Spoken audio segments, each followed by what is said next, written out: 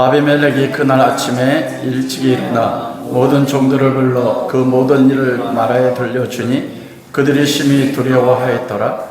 아비멜렉이 아브람을 불러서 그에게 이르되 내가 어찌하여 우리에게 이렇게 하느냐? 내가 무슨 죄를 내게 범하였기에 내가 나와 내 나라가 큰 죄에 빠질 뻔하였느냐? 내가 합당하지 아니한 일을 내게 행하였도다 하고 아비멜렉이 또 아브람에게 이르되 내가 무슨 뜻으로 이렇게 하였느냐?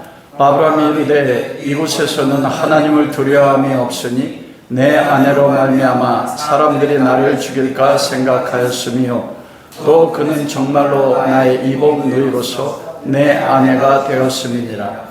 하나님이 나를 내 아버지의 집을 떠나 돌아다니게 하실 때 내가 아내에게 말하기를 이후로 우리의 가는 곳마다 그대는 나를 그대의 오랍이라 하라. 이것이 그대가 내게 베풀 은혜라 하였었노라.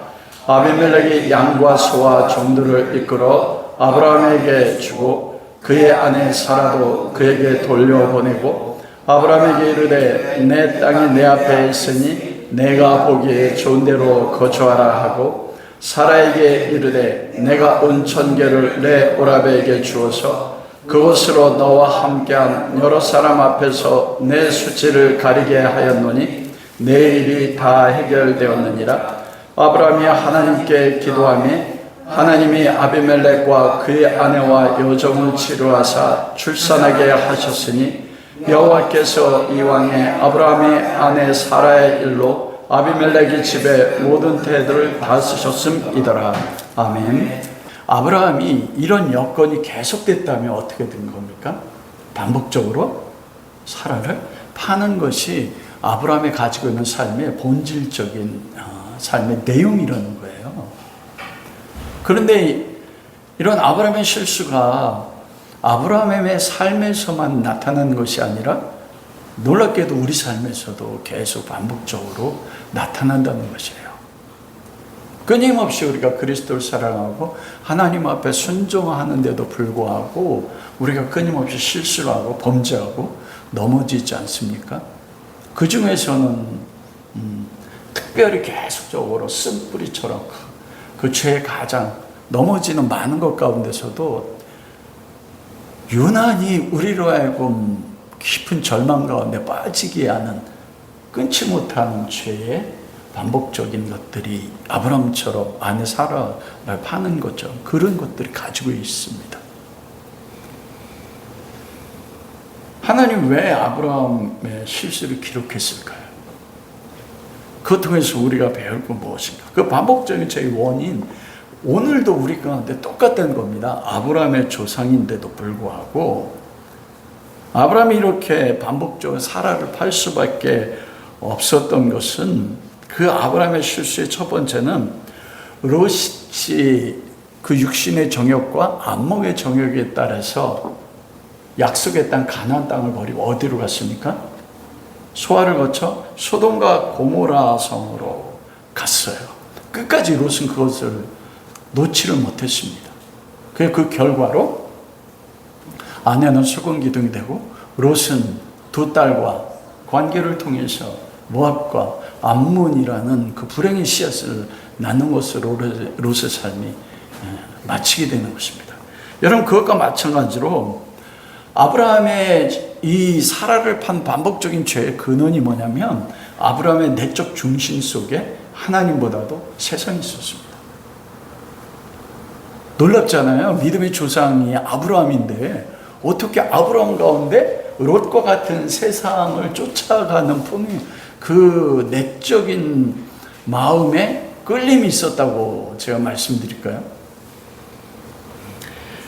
여러분도 본문 1절 말씀해 보면 그렇게 말씀해요. 지난주에 아브라함이 거기서 네게브 땅으로 옮겨 가데스, 술 사이 그랄에 거류하며 거기서가 어디냐면은 헤브론입니다.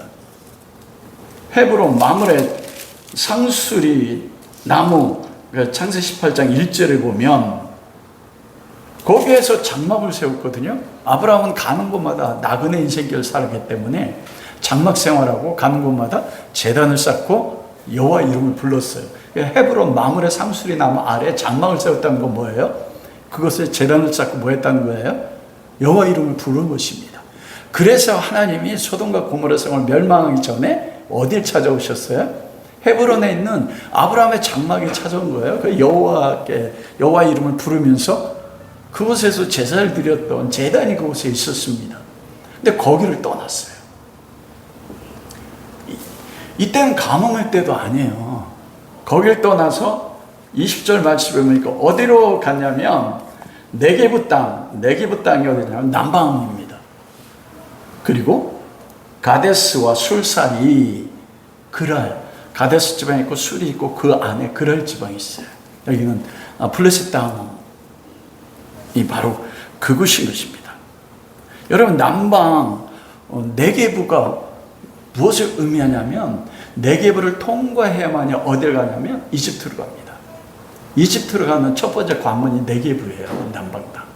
그걸 통과해서 이집트로 가요. 여러분 아브라함이 아내 사라를 첫 번째 팔았을 때 무슨 사건이 있었어요? 가나안 땅에, 그 약속의 땅이잖아요. 하나님이 내가 내 자손에게 이 땅을 주겠다. 약속의 땅인데 가뭄이 들자 어떻게 됐어요? 어디로 도망갔어요? 애굽으로 도망갔단 말이에요. 세상으로. 약속의 땅 버리고 하나님 언약 버리고. 왜 그랬습니까?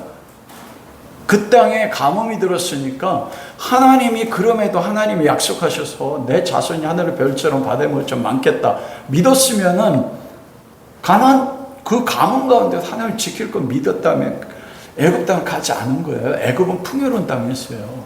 그 애굽 땅은 나일강의 범람으로 인하여 발로 개면서도 농사 지을 수 있는 땅이 애굽 땅이었어요. 왜 애굽으로 갔단 말이에요? 무엇을 위해서? 풍요를 위해서요. 가뭄이 들면 망할 것 같으니까. 동일한 거예요.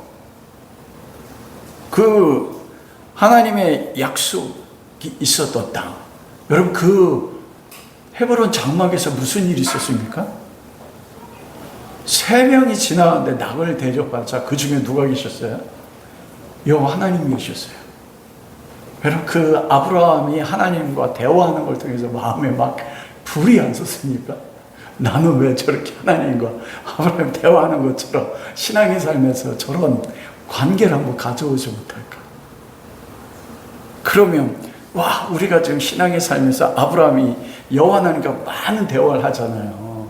그것처럼 생생하게 다윗이 사막에서 내가 항상 내 앞에 계신 주를 배웠다는 것처럼 내 앞에 계신 주님을 엠마오로 내려온 두 제자가 눈이 열려서 예수님 봤단 말이에요.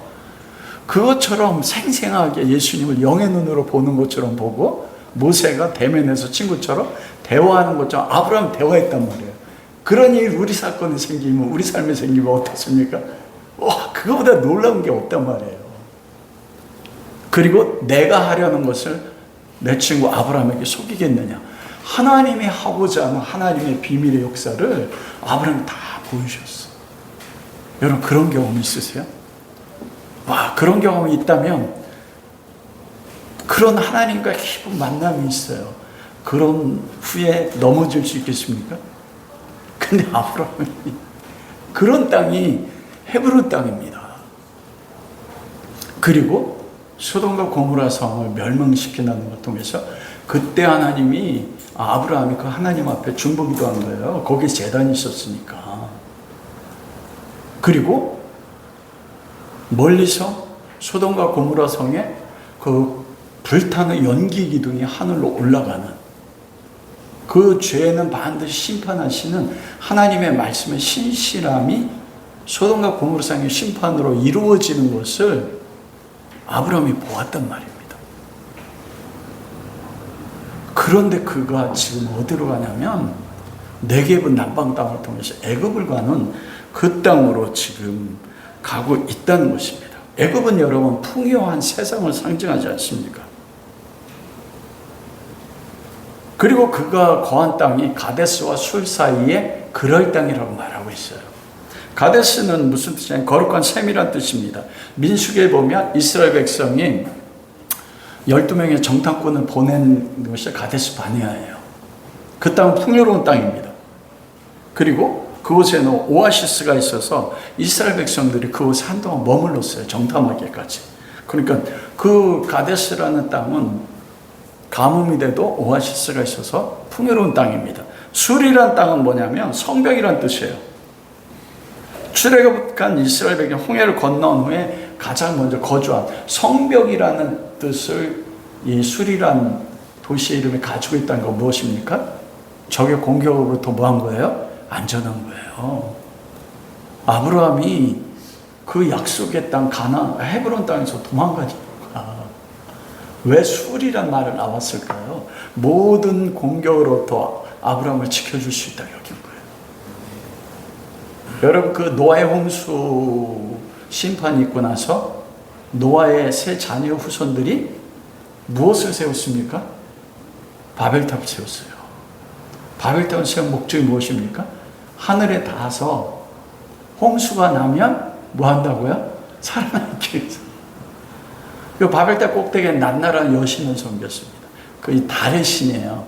달의 신은 무엇을 주관하냐면 물, 홍수, 즉 조수 간만의 차를 달이 주관하잖아요. 바닷물이 넘칠 때, 그리고 썰물이 되면 빠지는 것처럼 그들이 바벨탑을 세운 목적은 하나님의 홍수로 심판하셔도 뭐 한다고요? 우리가 바벨탑 세워서 낱나라한 여신을 통해서 하나님이 홍수로 심판하실 때 낱나라한 여신이 어떻게 한다고요? 홍수를 쓸어버린다. 그게 사람이라고요. 아브라함이 하나님의 놀라움을 경험했는데 소돔과 고모라 성이 심판받는 걸 통해 아브라함이 두려움을 느끼고, 와, 이 사람이 정말 이해하기 어렵습니다. 그래서 술이라는 게 성벽이에요. 어떤 공격으로부터도 자기를 지켜줄 수 있다. 그 가운데 즉 거룩한 오아시스가 있는 도시 가데스, 그리고 어떤 공격으로부터도 막을 수 있는 성벽이 있는 두 가지가 완벽하게 구비된 데가 어디냐면 그랄 땅입니다.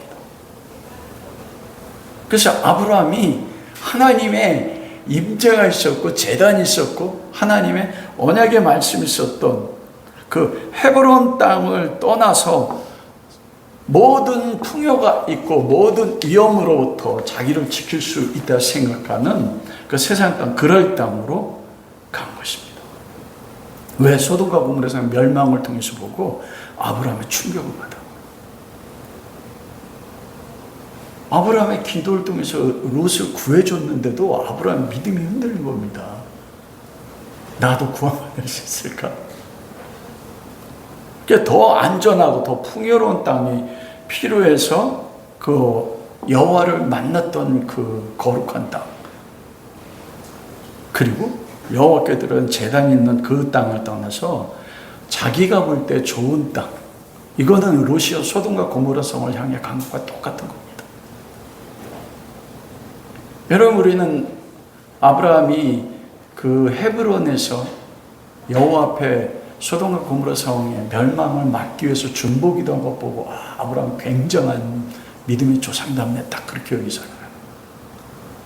그런데 아브라함이 그걸 통해 두려움 때문에 자기 안전을 위해서 예배의 자리, 제단의 자리를 떠나서 세상의 풍요를 쫓아서 나아간 것입니다. 여러분, 그럼 뭐가 따라옵니까? 욕심이 잉태한 자, 세상의 욕심이 잉태한 자 뭐가 난다고요? 죄를 낳고, 죄가 장성한 자 사망을 낳는다. 똑같습니다. 여호와를 그렇게 만나서 깊은 친밀감을 누렸던 그 아브라함이 자기의 욕심에, 육신의 정욕, 안목의 정욕에 따라서 약속의 땅을 떠나서 세상 풍요로운 그럴 땅으로 옮겨가자. 그때부터 아브라함이 찾은 게 뭐냐면 죄의 열매, 두려움이 찾아온 거예요. 20장 11절에 보면 아브라함 그렇게 하잖아요. 세 번역은 이곳에 사람들이 아무도 하나님을 두려워하지 않으니까 나의 아내를 빼앗으려 할 때 사람들이 나를 죽일 것이라고 생각했습니다. 두려웠어요.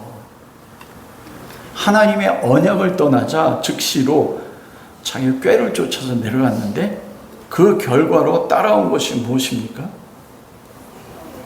두려움인 것이에요. 하나님의 언약을 떠나니까, 그리고 내가 추구하는 삶의 방향성이 하나님에서 세상을 향해 보니까 그때 찾아온 것이 뭐냐면 두려워하는 것, 즉 뭐냐면 불신하는 것입니다. 그래서 11절에 고백한 것처럼 하나님보다도 누가 두려웠어요? 그랄 왕, 그리고 그랄 땅에 사는 블레셋 사람들이 누구를 빼앗을까 두려웠다고요? 아브라함의 아내 사라를 빼앗을까 두려웠다고 말해요. 여러분, 이 사건이 있기 전에 뭐가 있었어요? 소돔과 고모라 멸망하기 전에 99살에 나타나서 하나님이 뭐라고 말씀하셨습니까? 명년 이맘때 내 아내 사라에게 아들이 있으리라. 제가 해석했잖아요. 성경학자들이 두 부류로. 이때 사라가 임신하고 있었다고 했어요. 하나님이 언약해서 그 언약이, 사라가 90이잖아요. 89세에서 이제 90 가까이 되니까. 불가능한 사라의 경수가 끊겼다고 성경 말합니다. 저 배란이 안 돼요. 근데 임신했단 말이에요. 그 기적을 경험했어요. 그 기적을 경험했는데도 그랄 땅에 내려가니까 뭐가 찾아와요? 이 사람들이 내 아내 사라를 빼앗아갈까 두려워했다. 전능자가 99살에 나타나서, 아브라함은 정자가 없어요. 씨가 없어요. 태음 다쳐가지고 씨가 없는데 하나님의 권능으로 임신했단 말이에요. 그런데 그 하나님을 믿지 못하고 누굴 더 두려워해요? 사람을 더 두려워하는 겁니다. 그 원인이 뭐예요? 그 마음의 중심에 헤브론, 하나님을 향한 마음이 세상을 향한 마음으로 바뀌었기 때문입니다. 아브라함 끊임없이 반복하는 원인이 거기에요. 그 마음속에 뭐가 있었냐면 세상의 풍요. 하나님 지금까지 끊임없이 아브라함의 삶에서 갈대아 우려서 이끌어내서 완전히 지키시고 약속을 성취하셨음에도 불구하고 아브라함의 마음속에는 세상의 풍요로 인해서, 그걸로 인해서 아브라함이 무너진 것입니다. 그게 뭐냐? 믿음이 없기 때문에 그래요. 즉 갈대아 우르에서 하나님이 아브라함 부르실 때 말씀하셨잖아요. 그 하란에서도 말씀하셨어요.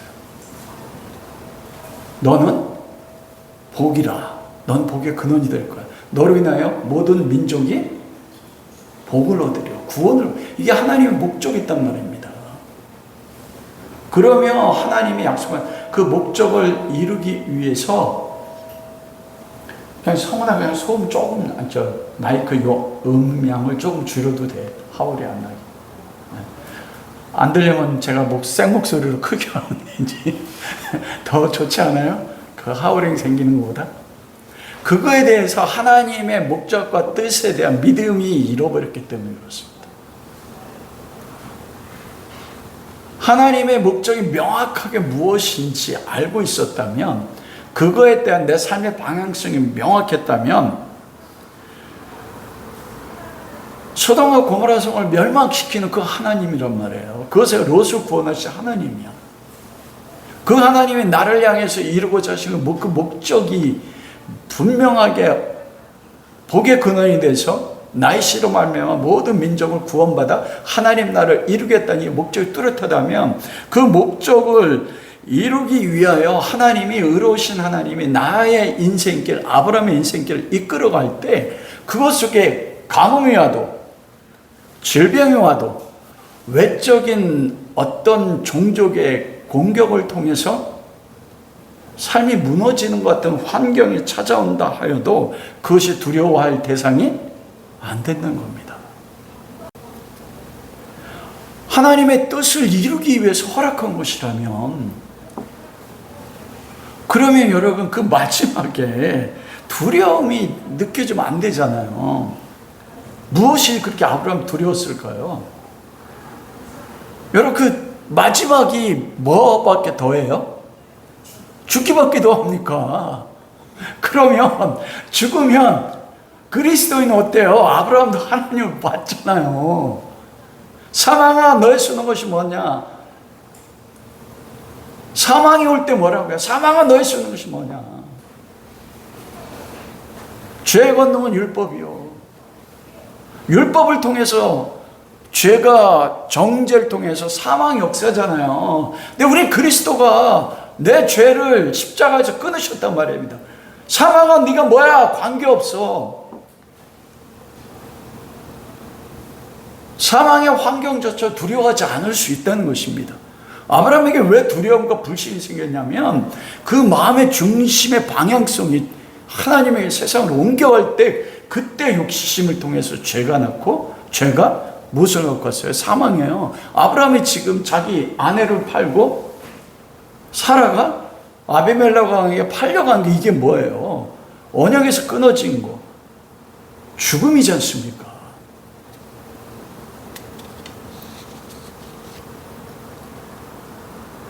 아브라함의 삶을 통해서 하나님 배우란 거예요. 여러분 한번 조용히 보십시오. 여러분은 지금 여러분이 가는 삶의 방향성이 헤브론입니까? 아니면 세상의 풍요 그랄입니까? 그 마지막에. 그랄에 머무르는 동안에는요, 세상의 모든 것이 믿는 하나님의 백성이라 할지라도 두려움의 대상이 되게 되어 있는 것입니다. 그 두려움 때문에 그것을 자기의 방법으로, 자기의 꾀로 해결하려고 했어요. 복 있는 사람은 악인의 길을 쫓지 아니하며 죄인의 길을 서지 아니하며 오만한 자 자리에 앉지 않는다. 근데 두려움이 찾아오니까 욕심이 죄를 낳고 죄가 자기의 꾀를 만들어요. 그 자기 꾀가 뭐예요? 아내 사라를 팔아서 안전을 받는 거잖아요. 그 결과 약속의 후손에 어머니가 사라잖아요. 그 태중에 이삭이 있지 않습니까? 자기의 꾀의 방법대로 사라를 아비멜렉 왕에 팝니다. 여러분, 근데 놀라운 거 뭐냐면 아브라함 그렇게 언약을 떠나서 자기 꾀의 방법으로 사라를 팔았는데 나중에 보니까 아브라함이 또 부자가 돼요. 그렇잖아요. 오늘 본문 말씀 속에 우리 하나님의 이게 좀 이따 이제 하나님의 선하심이거든요. 거기 20절 말씀에 아브라함이 그렇게 사라에게 그러잖아요. 아브라함에게 그러잖아요. 사라에게는 보면 14절 아브라함에게는 아비멜렉 양과 소와 종들을 이끌어 아브라함에게 주고, 야, 죄진 건 아브라함인데 하나님이 누굴 책망해요? 아비멜렉 책망해가지고 오히려 오늘 보니까 양과 소와 종들을 아브라함에게 줘요. 사라에게는 은천기를 줍니다. 그렇다고 해서 여러분 적용 잘못하면 안 돼요. 우리도 그러면 욕심에 따라서 내가 원하는 그랄 땅에 거하면 선하신 하나님이 우리에게 재물을 주겠지. 아니요, 이건 하나님의 선하신 무엇을 가르치기 위한 목적으로 보교제, 교제로 사용하신 것입니다. 여러분, 아브라함이 생각한 그 개인의 꾀가 왜 사라를 팔았냐면 고대 근동에는 그 딸이나 아내를 강한 왕에게 정략 결혼을 시킵니다. 정략 결혼을 통해서 자신의 안전을 보장하고 유익을 얻는 이 고대 근동의 그 관리가 있었어요. 작은 나라가 큰 나라가 쳐들어오면 그래서 자기 딸들 공주를 바치는 것입니다. 근데 아브라함의 딸이 없잖아요. 그래서 자기 아내 사라를 팔아서 안전을 보장한 게 이게 아브라함의 생각이에요. 여러분, 하나님을 품을 떠난 성도들이 세상에서 잘 살고자 풍요를 누리고자 해서 계획한 모든 계획이 바로 이 아브라함의 계획밖에 안 나옵니다. 여러분,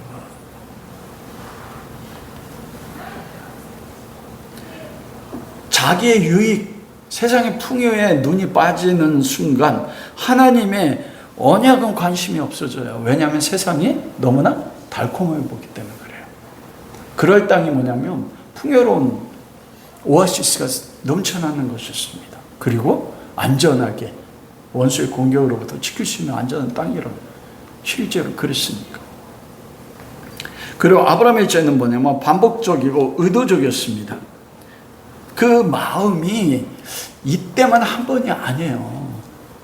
놀랍게도 아브라함이 아내 사라를 팔아서 안전을 보장하려고 하는 생각 자체가 갈대아 우르를 떠날 때부터 가졌던, 하나님이 내가 너와 함께 할 거야 약속하셨는데도 그 약속을 받아 아브라함은 내가 삶을 살아갈 때 나의 삶을 살아가는 가치관은 이거야, 내 방향성 정했다니까요.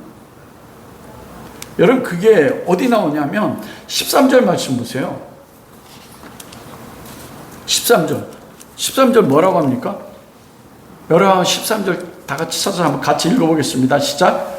하나님이 나를 내 아버지의 집을 떠나 두루 다니게 하실 때 내가 아내에게 말하기를 이후로 우리의 가는 곳마다 그대는 나를 그대의 오라비라 하라.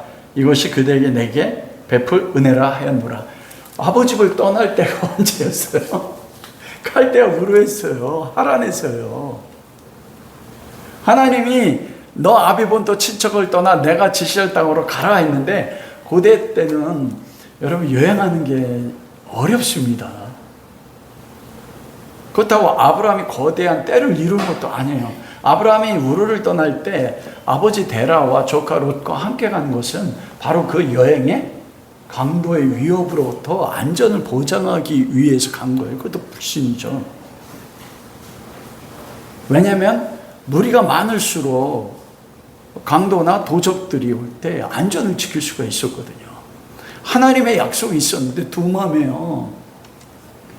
아버지 집을 떠날 때 사라에게 여보 나에게 은혜를 베풀어 줘야 돼. 이것이 당신 나의 베풀 은혜야. 그게 뭐라고요? 여러분 기가 막히잖아요. 자기 아내에게 오라비라고 해라. 왜냐하면 사촌지가 아니니까. 오라비라고 해서 내가 위험할 때 뭐예요? 당신이 나를 구원하기 위해서 어떻게 하라고요? 그 남자가. 여러분 바로왕에 팔릴 때도 사라가 동의했어요. 아비멜렉에 갈 때도 사라가 동의했어요. 이 마음의 뿌리가 언제부터였습니까? 우상지기로 일하고 있을 때 전능자가 나타나셔 약속해서 부르실 때부터 그 마음의 뿌리를 가지고 있었다니까요. 세상의 뿌리요. 세상의 풍요 가운데서 안전하게 보호를 받고 그곳에서 세상에 탁월한 자가 되기 위해서 아내 사라를 파는 인간적인 방법이요. 우리가 이 세상 가운데서 하나님이 있는 것에서 충성을 다해 열심히 살아가는 것은 하나님의 뜻과 맞습니다. 그런데 중요한 건 뭐냐면 그것이 하나님이 나를 부르셨다고 여기는 하나님의 내 안에 부르심에 대한 믿음이 있어야 돼요. 그 믿음이 없이 하나님을 섬기면서 엘리야 시대 때 이스라엘 백성이 둘을 섬겼어요. 여호와 하나님을 섬겼고 바알을 하나님을 섬겼어요. 바알은 세상이에요. 바알은 물질신자, 풍요의 신. 두 마음을 품었단 말입니다.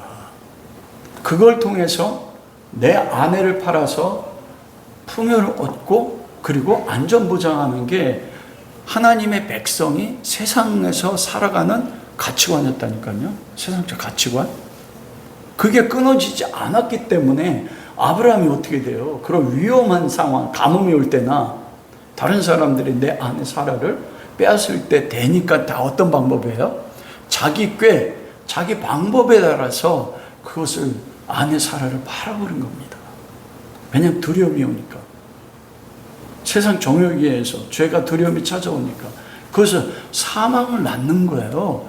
즉 마음의 기본적 동기가 어디 있었는가? 아브라함에게 떠날 때부터 가지고 있었던 하나님의 약속과 자기 마음의 동기, 내적 동기가 끊임없이 싸웠던 겁니다. 근데 두려움의 환경이 오고 하니까 지는 거예요. 그래서 아브라함의 이 아내 사라 파는 것은 우발적으로 생긴 게 아니라니까요. 여러분 한번 적용해 보십시오. 우리 다 예수 그리스도 믿고 하나님 섬깁니다. 근데 여러분의 가장 삶을 살아가는 여러분의 가장 내면의 내적 동기가 그걸 통해서 가지는 여러분의 세상을 살아가는 여러분의 가치관, 그 방법이 무엇입니까? 아브라함 그게 끊어지지 않았어요. 아내가 아들을 임신해 있는 그 상태인데도, 근데 그게 아브라함뿐만 아니고 누구도 끊어지지 않았어요. 사라도 끊어지지 않았습니다. 여러분, 이게 계속 반복되는 거예요. 만일 오늘 하나님의 사건이 없었다면,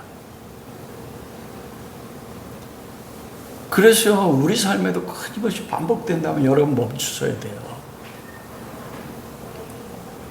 내가 하나님을 섬기는 목적도 어디에 있는가? 하나님은 무엇을 보십니까? 하나님 사무엘을 이새의 집에 보내서 이스라엘 목자를 세우겠다 했을 때 7 아들 다 데리고 왔어요. 근데 아무도 없었어요. 이게 다 너희 아들이냐? 그때 이새가 생각났어요. 막내가 들판에서 양을 칩니다. 그가 오기 전에 내가 먹지 않으라 사무엘이 말씀해주고, 다윗을 보자 하나님 사무엘은 말씀하셨어요. 뭐라고 해요? 이는 내 마음에 합하는 자다. 원어에 보면 하나님의 마음과 다윗의 마음이 일치됐다는 것입니다. 하나님의 마음이 무엇인지 다윗이 알았어요. 즉 다윗의 마음이 누구만을 향했어요? 그 중심에 하나님만을 향했습니다. 부모에게 버림받아 시편 27편 그러잖아요. 부모도 나를 버렸으나 여호와는 나를 영접하시리라. 그 시편 27편 4절이 뭡니까? 워딩 아닙니까? 다윗의 유일한 소망은 내가 하나님의 전에 가면서 그 하나님 앞에 나아가 그 하나님을 찬양하는 거였어요. 그래서 여러분, 다윗에게는 하나님의 전이 어디였는 줄 아십니까? 자기 있는 삶의 자리가 하나님의 전이었어요. 부모도 버림받았는데 그 들판에 혼자 종들은 잠들어 있을 때 하늘의 별을 보면서 뭐 했습니까? 그것을 비파 소금치면서 하나님의 믿음으로 하나님의 전에 나아가서 하나님의 아름다움을 사모하고 그 하나님을 찬양한 거예요. 부모에게 버림한 환경도 그에게는 두려움이 안 됐습니다. 그를 충성되게 여겼다고 했잖아요. 원어본 믿음입니다. 아버지의 양이에요. 근데 사자와 곰이 입으로 물고 가고 움키고 갈 때 이 어린 다윗이 소년이지 않습니까? 물맷돌을 들고 가서 어떻게 해요? 곰의 사자의 이빨에서 어린 양을 구해냈다. 두려움이 있어요, 없어요? 부모가 버린 자식인데, 부모 재산인데, 하나님의 자기를 향한 마음, 목적이 무엇인지 다윗은 명확했습니다. 그 중심이. 그러니까 부모에게 버림받아서 형들은 따뜻한 집에 있을 때 들판에 혼자 있는 것도 두렵지 않았어요. 기억하지 않았지만 누군 기억하셨습니까? 여호와 하나님 기억하셨어요.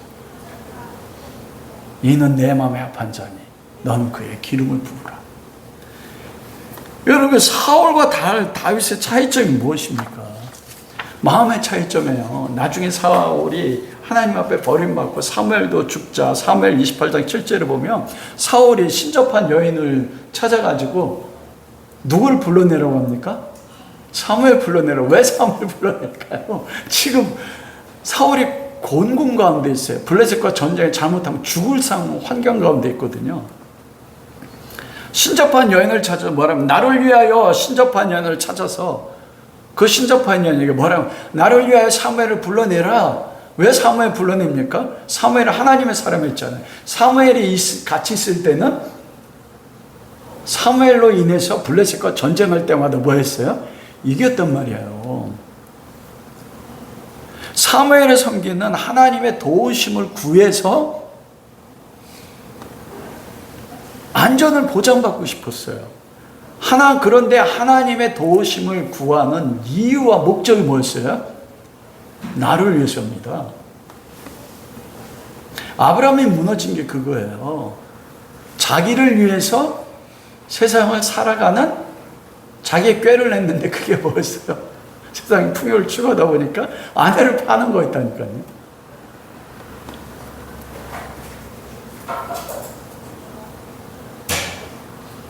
나라는 자기 유익, 나의 유익, 자기를 추구하는 벗어나지 못한 사람들은 자기를 의지해서, 놀라운 게 뭐냐면 거기서 끝나는 게 아니에요. 나의 유익을 성취하기 위해서 누구를까지 이용한다고요? 하나님을 수단과 방법으로까지 동원한다니까요. 그게 사울이었습니다. 여러분, 그게 아브라함이었습니다. 그 결과가 어떻습니까? 오늘 본문 말씀에 보니까 누구로부터 책망받아요? 9절 아비멜렉 아브라함이 이르되 내가 어찌하여 우리에게 이렇게나 행했느냐? 내가 무슨 죄를 범했기에 내가 나와 내 나라가 큰 죄에 빠질 뻔하게 하였으니 내가 합당하지 아니하니를 내게 행하였도다. 와, 믿음의 조상이 지금 누구의 책망받습니까? 아비멜렉 왕의 책망받아요. 이게 오늘날 교회 모습 아니에요? 교회가 온 세상에 책망받지 않습니까? 그러면서 10절이 그러냐. 아브라함이 또 아브라함, 내가 무슨 뜻으로 그렇게 했느냐? 아브라함이 무슨 뜻을 했어요? 하나님의 뜻을 이루기 위한 게 아니라 자기의 안전과 자기의 풍요와 자기의 유익을 위해서 아내를 팔아버린 거란 말입니다. 하나님의 이름이 어떻게 돼요? 아브라함으로 인하여 땅이 떨어지는 거예요.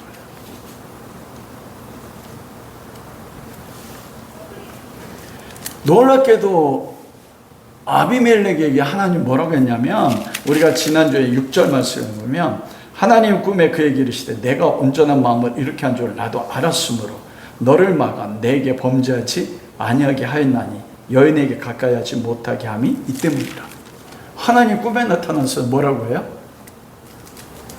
내 온전한 마음을 이렇게 한 줄 알았다. 와, 아브라함은 세상 왕인 아비멜렉에 책망받고 꿈이 하나님 나타나서 누구를 칭찬합니까? 네 온전한 마음 알아.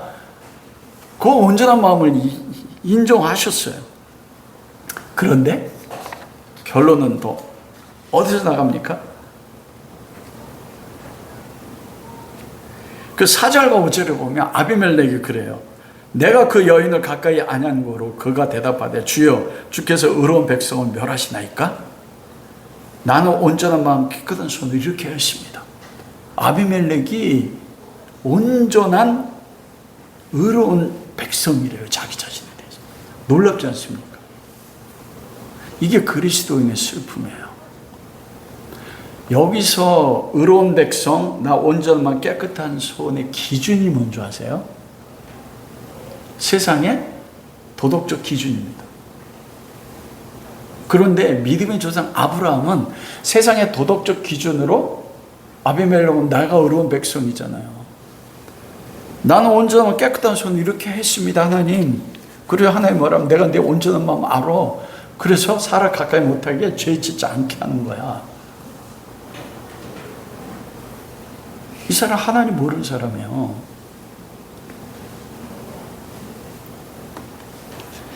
그렇게 도덕적. 그런데 놀랍게도 하나님은 누구를 책망하시고 누구를 심판하셨어요? 아비멜렉과 그 가족이요. 하나님이 아비멜렉의 가문에 뭐 했어요? 태를 막았어요. 아니, 우리 하나님 왜 그래? 이해가 되죠? 아니, 아브라함을 책망하죠. 하나님. 우리가 지금 그거 아니에요. 하나님 이해 못하니. 아니, 나는 좀 옳게 살았다고 하는데 왜 내 삶이 이런. 근데 아비멜렉이 하나님 너 꿈에 나타나셔서 너 온전했어. 아비멜렉이 나 의로운 백성 아닙니까? 내 온전한 깨끗한 마음을 행했잖아요. 얼마나 당당해. 여러분 세상에 그리스도인 중에 이렇게 말할 수 있는 사람 얼마나 됩니까? 이런 사람이 없어요, 그리스도. 근데 놀라운 게 뭐냐면 그 아비멜렉 쳤다니까요. 이해되세요? 여러분 그게 하나님의 선하심이에요. 그냥 잘 이해하셔야 돼요. 우리는 선하다 할 때 그 기준이 무엇입니까? 사전적 의미로 보면 도덕적으로 깨끗하고 윤리적으로 정결해서 다른 사람들을 세우고 관계가 깨끗한 것. 이게 세상의 선의 기준이에요. 근데 여러분, 하나님은 선하신데 많은 불신자들이 복음을 전하면 믿지 않는 게 하나님 불공평하다. 하나님 잔인한 하나님이야. 여러분, 그 여호수아를 통해서 가나안 땅을 정복할 때 첫 번째 맞이한 저 여리고성입니다. 하나님 여리고성 어떻게 진멸하셨어요? 하나님 무너뜨렸어. 갓난아기부터 노인까지 하나도 빼냐 다 죽였습니다. 기생 라합의 가정만 빼놓고 그 빨간 띠, 그리스도의 보혈의 띠 안에 있는 가정을 빼놓고, 그리고 더 놀라운 건 짐승의 새끼로부터 어미까지 다 죽였어요. 세상의 복음적은 그래요. 어떻게 가나안 정복하면서 다 죽이고 가난하게들은 무슨 죄가 있어? 그 하나님이 의롭고 선하시니? 여러분 그 생각 안 해보셨어요? 시편 135편 3절 여호와 찬송하라. 그는 선하시며 그 이름이 아름다우니 그 이름을 찬양하라. 여호와는 선하시네. 선함과 인자하심이 영원하시대요. 여러분 그 선함이 무엇입니까? 여러분 이 선이란 말이 최초로 나온 게 창세기 1장에 보면 하나님이 천지를 창조하실 때 첫째 날 빛이 있으라 하시며 그대로 되니라 할 때 뭐라고 했어요? 보시기에 좋았더라. 그리고 여섯째 날 다 창조를 마치고 나 보시기에 심히 좋았더라. 딱 그래요. 그게 토부예요. 토부가 좋았더라인데 그게 선입니다. 보시기에 선하더라. 딱 이게. 즉 선이란 개념은 인간의 도덕적 기준으로 하는 선이 아니에요. 왜냐하면 인간은 아담의 씨를 가지고 아담이 범죄하고 그 육신의 혈통을 가지고 태어나는 순간부터 인간은 하나님 앞에 어떤 존재입니까? 죄인입니다. 죄인이란 뭐냐면 유죄의 판결을 받아서 사형 선고가 된 존재예요. 근데 그들이 이 땅에서 생명의 수만큼 뭐 한 거예요? 그 집행이 유예가 된 거예요. 집행유예가 된 거예요. 그래서 어떤 존재도 하나님 앞에 선하지 않습니다. 그리스도를 믿어서 그리스도의 보혈로 의롭다함을 받은 사람 외에는. 그래서 하나님이 아비멜렉에게 너의 순전함은 내가 알아. 그건 뭐냐면 하나님의 기준으로 의롭다 하신 게 아니에요. 의인은 어디로부터만 얻어집니까? 믿음으로 말미암아 의의를 얻어요. 예수 그리스도를 믿는 믿음이 아니면 하나님 앞에 의롭다 인정받을 인생이 없습니다. 아비멜렉은 여호와 하나님을 알지만 여호와 하나님을 믿지를 않아요. 너 도덕적으로 깨끗해. 그건 하나님이 참았어. 폐문을 막아버렸어. 병들게 버렸어. 선하다는 건 뭐냐면 하나님 말씀하신 그대로 어떻게 됐어요? 창조의 목적대로 첫째 날부터 여섯째 날까지 그 창조의 목적대로 하나님 뜻대로 그대로 이루어졌어. 그걸 뭐냐면 선하다고 하는 거예요. 우리 삶에서 나타나는 모든 일들, 내가 지금 무너져 내렸어요. 죄로 인해서 감옥에 가는 것 같고 모든 사람이 날 대적하는 것 같은데, 근데 이것이 하나님이 목적을 이루기 위해서 나에게 허락한 거야. 그러면 나는 하나님 왜 나에게 이러십니까? 하나님 불공평하고 하는데 이게 나를 향한 하나님 뜻이면 그게 뭐예요? 선한 거예요. 이해가 되세요? 그래서 로마서 8장 28절에 하나님을 사랑하신 자 그 뜻대로 부르심을 입은 자들에게는 모든 것이 뭐라고 했어요? 선이다. 여러분이 지금 하나님 제발 내 삶에서 없어지면 행복하겠습니다 하는 이것도 뭐예요? 하나님 허락하면 우리 가운데 아무것도 안 생기잖아요. 그게 내가 죄로 인한 선택의 결과라 할지라도 욥에게 일어났던 5가지 재앙이 하나님이 사단에게 어떻게 했어요? 허락했어요. 그럼 욥이 재산 다 잃어버리는 게 선한 거야. 와, 아니 그게 어떻게 선해? 내가 노력해가지고. 우리 그렇게 생긴 거잖아. 근데 사단이 뭐래요? 너 내 의로운 종 욥을 보았느냐? 하나님 울타리를 쳐가지고 다 지키고 자녀도 잘 낳게 하니까 하나님 예비하지 않습니까? 울타리 걷어보세요. 그 신명기 8장에서 배우잖아요. 재물 얻을 능력을 주었다. 그게 우리 안에 된 거거든요. 내가 죄를 넘어지는 것도 그렇다고 하나님이 죄를 지으라 말씀하신 거 아니에요. 우리의 의지적인 잘못된 선택에 죄를 지었는데도 그것도 하나님의 창조하고 우리를 구원한 목적, 우리를 이끌어간 하나님 이끌어가는 과정을 허락했기 때문에 선하다고 하는 거예요.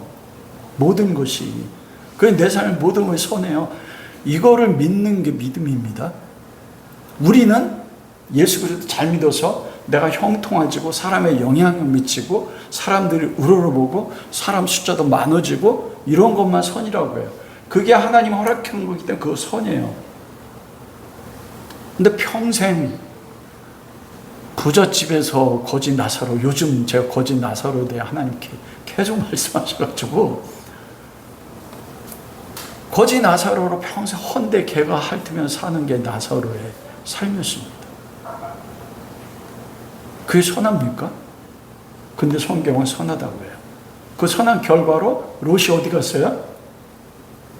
아브라함 품 안에 갔어요. 천국에.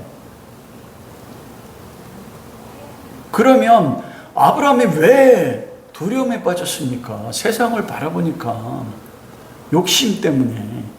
그런데 나를 향한 하나님의 목적, 우린 명확하잖아요. 에베소 1장 4절 10절 우리를 거룩하고 하나님의 아들로 해서 내 삶의 환경을 통하여 하나님의 아들로 만들어서 모든 만물이 그리스도 안에서, 즉 우리예요. 교회잖아요. 지금 그리스도의 몸이 교회잖아요. 재통일하게 한다고. 이 목적을 이루기 위해서 우리를 거룩하고 없는 하나님의 아들로 만들어 가기 위해서 우리에게 모든 걸 허락하셨다면 내 가난이 다른 사람이 나를 대적하고 나를 버리는 것이, 부모가 나를 버리는 것 다윗에게는 두려움이 아니었어요. 시편 8편은 그렇잖아요. 여호와 우리 주여 주의 이름이 어찌 그리 온 땅에 아름다우죠. 내가 하늘의 별을 보고 달을 보고 해를 보니 그 모든 것이 자기를 위해 만든 거 알았습니다. 사람이 무엇이가 한데 주께 저를 생각하시며 인자가 무엇이가 한데 주께 저를 권고하시나이까. 사람을 하나님보다 조금 못하게 하시고 영화 존귀로 관을 씌우셨나. 이게 뭐예요? 우리가 요한계시록 지금 5장 6장 공부하잖아요. 하나님 보좌 좌편에 우편에 있는 24장로들이 멸관을 쓰고 있잖아요. 존귀한 자, 거룩하고 흠없는 하나님의 아들. 그 목적을 위해서 자기를 부모에게 버림받아 들판에서 양을 치는 자로 하늘의 별을 보면서 발견한 거예요. 그러자 내 삶이 부모에게도 버림받았어. 10년 동안 사망의 도망자 됐어요. 근데 뭐라고 해요? 여호와 우리 주의 이름이 어찌 그리 온 땅에 아름답습니까? 이게 그리스도인입니다. 이게 하나님의 선하심을 아는 하나님의 백성이에요. 아브라함과 다르게. 여러분의 삶의 모든 것, 나의 부모님, 나의 자녀들, 나의 환경 전체, 그게 하나님이 실수가 없으시잖아요. 전능하고 전지하신 하나님이 허락하신 것인데.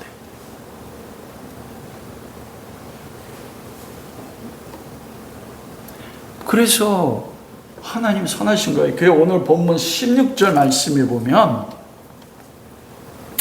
그 말씀 있지 않습니까? 16절. 여러분 한번 16절 한번 찾아서 같이 읽어보도록 하겠습니다. 16절이요. 사라에게 이르되 내가 은천계를 내 오라베에게 주어서 그곳으로 너와 함께한 여러 사람 앞에서 내 수치를 가리게 하였노니 내 일이 다 해결되었느니라. 이게 현대인의 성경에 뭐라고 되어 있냐면 내가 은천계를 내 오라비 아브라함에게 주어서 너의 수치가 아닌 것을 증언했고 네가 나에게 팔려온 이 자체가 잘못된 것이 아니요 선한 것임을 증언했다. 딱 그러는 거예요. 이게 무슨 말인 줄 아세요? 사라가 동의했잖아요. 내가 팔려서 아브라함을 안전을 지키게 동의한 이 자체가 아비멜렉이 영적 능도 뛰어나다니까요. 그게 너 선에 선한 거야. 하나님이 너에게 선을 행하신 거야. 딱 그 증거를 내가 보상으로 은천계를 준 거야. 와, 아브라함과 사라는 몰랐는데 이 이방 그랄 왕 아비멜렉은요 하나님의 선하심이 어떻게 역사하는지를 알았다니까요. 아브라함을 책망했지만 사라에게 뭐야, 너 선해, 하나님이 너에게 선하게 행하신 거야. 너 지금 삶의 환경이. 그게 뭡니까? 아브라함을 부르신 목적, 사라를 부르신 목적이 그 약속의 son 이삭을 통해서 하나님의 나라를 이루고 그 시 가운데 누가 오는 거예요?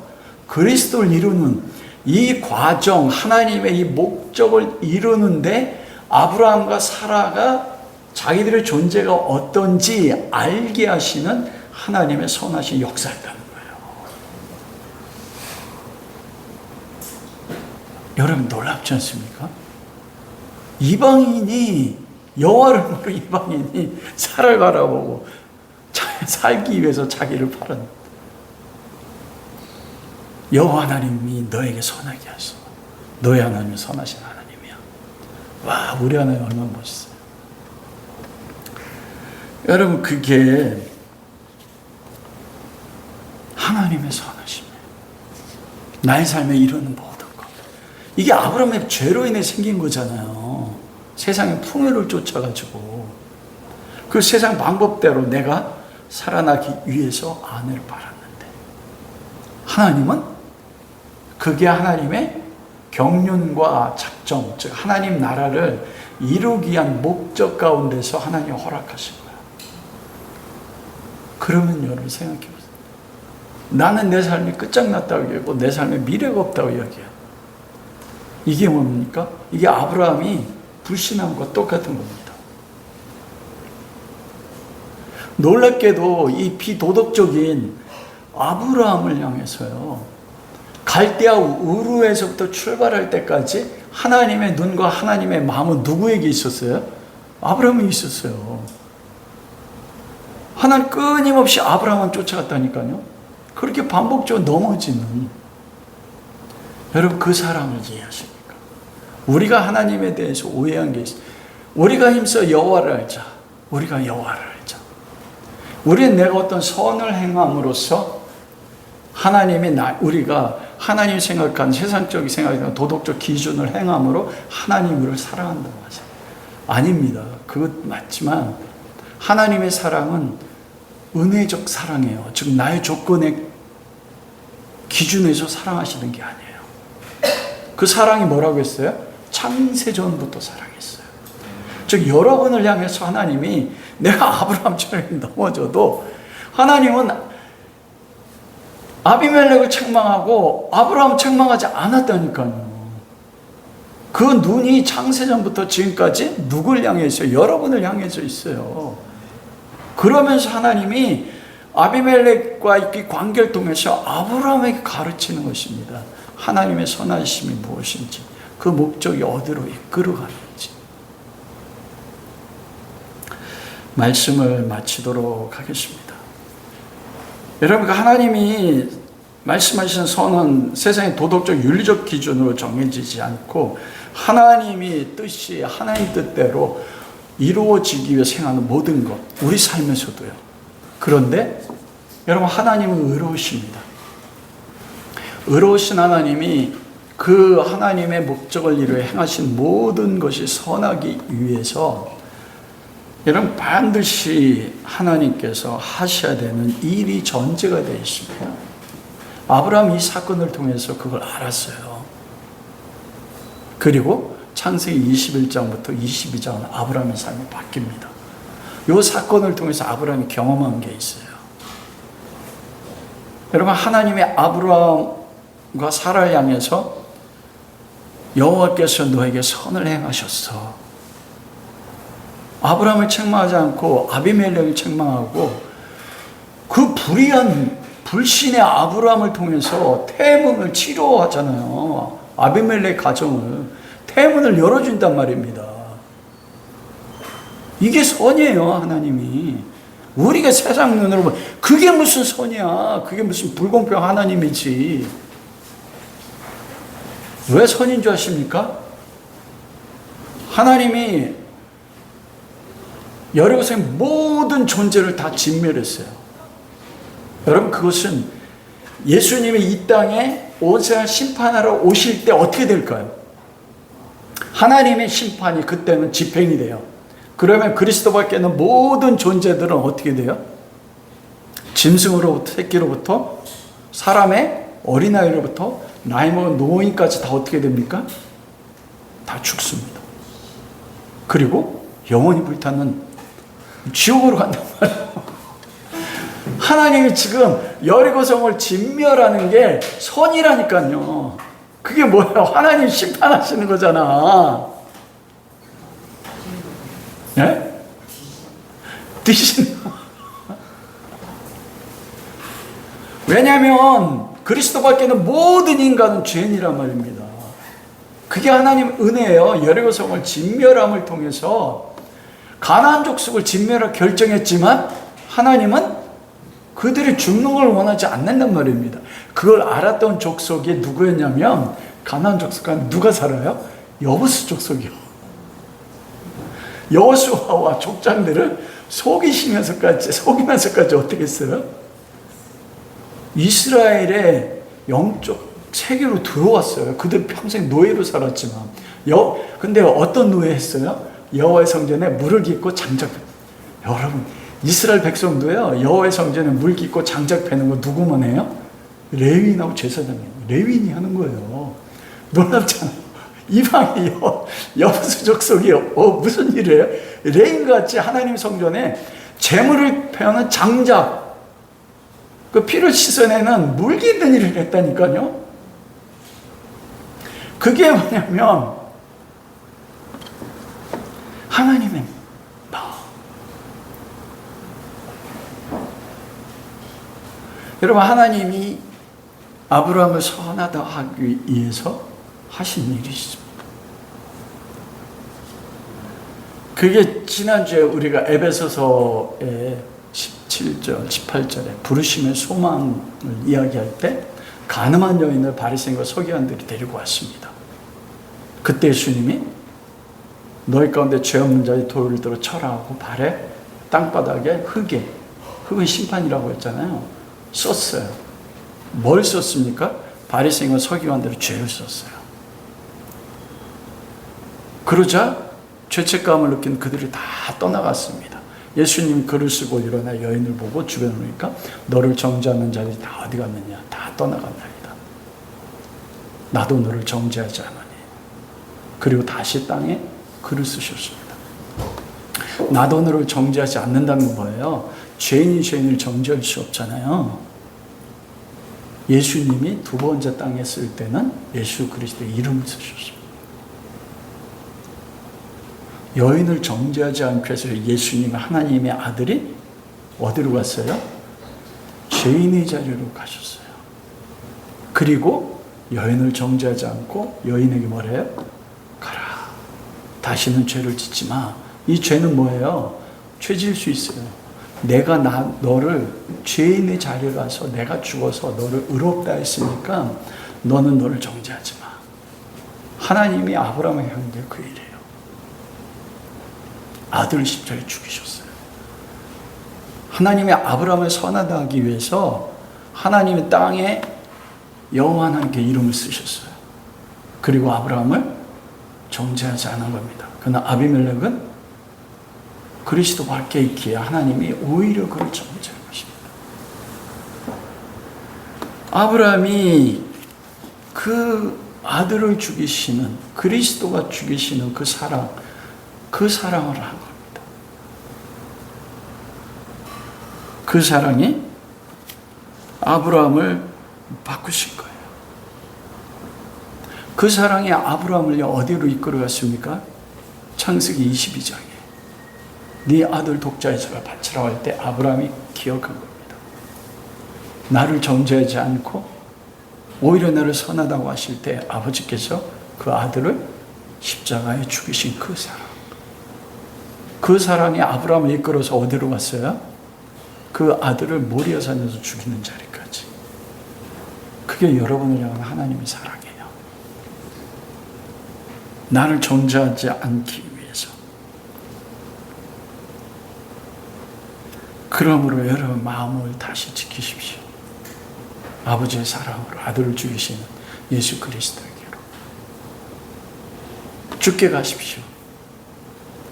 아브라함을 선하다고 하신 그 하나님께 나가십시오. 그 하나님의 사랑이 여러분을 이끌어 가실 것입니다.